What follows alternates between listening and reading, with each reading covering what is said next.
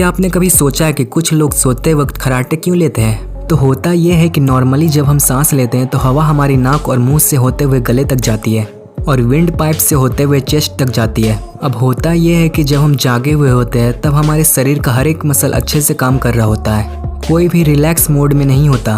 पर जब हम सोते हैं तब हमारे मसल रिलैक्स हो जाते हैं, मतलब गले के भी मसल रिलैक्स होंगे। इसकी वजह से जहाँ से हवा जाती है वो जगह थोड़ी सी सिकुड़ जाएगी। अब होगा ये कि जब वो हवा अंदर आएगी, जगह कम होने की वजह से यहाँ पर प्रेशर बनाएगी और जिसके बाद प्रेशर की वजह से रिलैक्स मसल वाइब्रेट करेंगे और खर्राटे की आवाज़ आने लगेगी।